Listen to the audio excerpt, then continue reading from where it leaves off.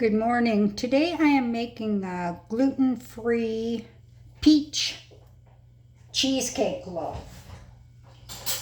My son-in-law sent me the recipe, so I thought, well, I'll try it. So I'm gonna get this in the oven before I go mow the grass. So I've lined a loaf pan with parchment paper, and my oven is preheating to 350. So 3/4 of a cup fine white sugar, 2 large eggs, 1/3 of a cup Greek oatmeal,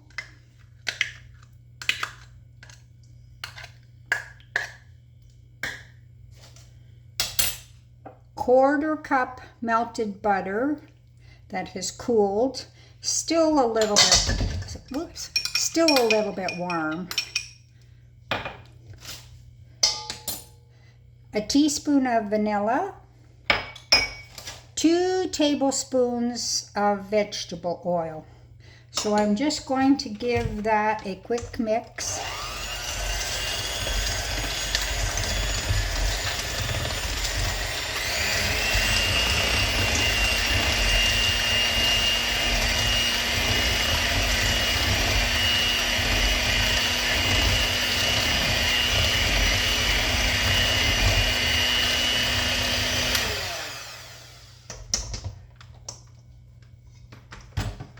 Now I have the dry ingredients here. 1 3/4 of a cup gluten-free flour. This one has xanthan gum, so I don't have to add it. But if yours didn't have the xanthan gum, you would have to add 3/4 of a teaspoon. 1/4 of a teaspoon of salt. A teaspoon of baking powder,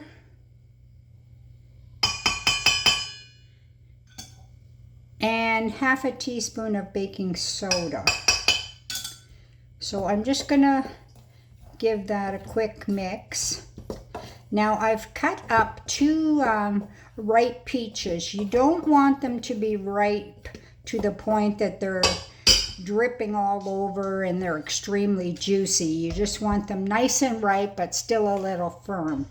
So now to my liquid, I'm going to add my dry ingredients. I'm not going to mix it with the mixer. I'm going to do it by hand. And there's my chopped peaches, 2 medium peaches that I chopped up. So I'm going to add that.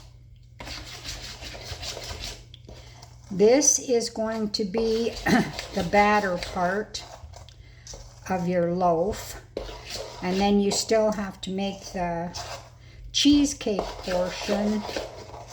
So it's going to go batter, cheesecake, and then batter on top. So mix it up good until there is no flour showing anywhere. And now I'm going to do the cheesecake part. Now the cheesecake part is full fat cream cheese, 1 container, or 1 cup. So this is a cup. 1 egg, a large egg. A teaspoon of vanilla. And a 1/4 cup of fine white sugar. Then I'm just going to beat that.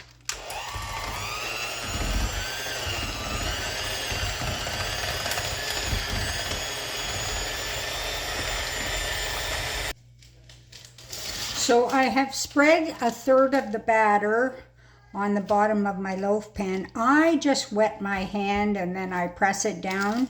You can use a spatula or whatever you want. Now here's my cream cheese. And I'm going to use half of that, and then spread it around. This is a bit easier to spread, so I don't have to use my fingers. I can use a spoon or spatula. Now you should still have 2/3 of your batter left. So you want to do a second layer of batter.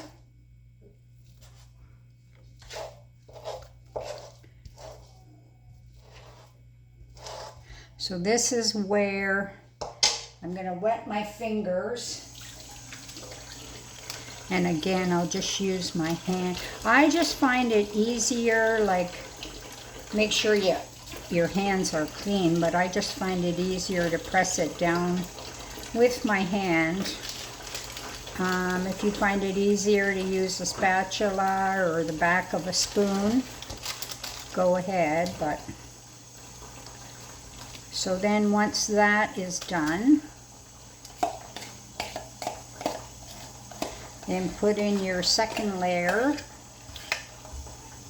of cream cheese.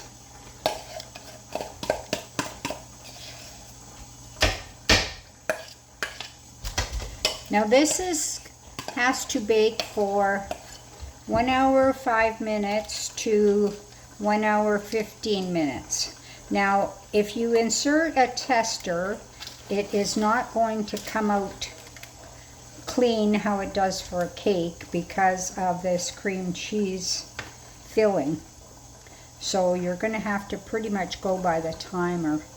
And the recipe for this recommends that you cool it totally for a couple of hours before you cut it. If you want to eat it warm and crumbly, it's up to you. And now I've got the last layer of my loaf.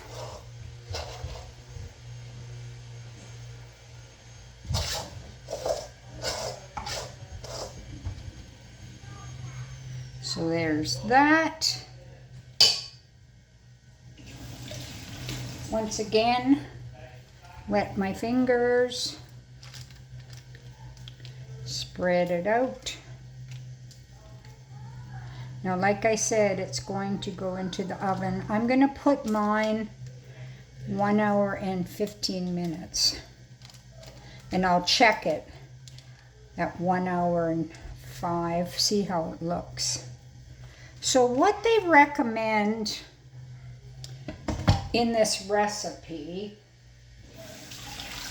is putting cold butter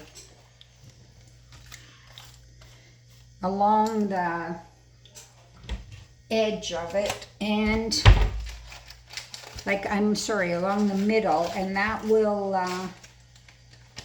that should be right where it will crack. I really don't know because I don't have a clue. I've never done this, but I will try it. So I'm not going to put a lot. I'm just going to put some butter along the top. You don't have to do this. I just thought I would do it because it says so in the recipe, but if I make this again, I might not. It's not really worth the trouble. Why should I waste butter? And I'm just going to do that, and into the oven it goes.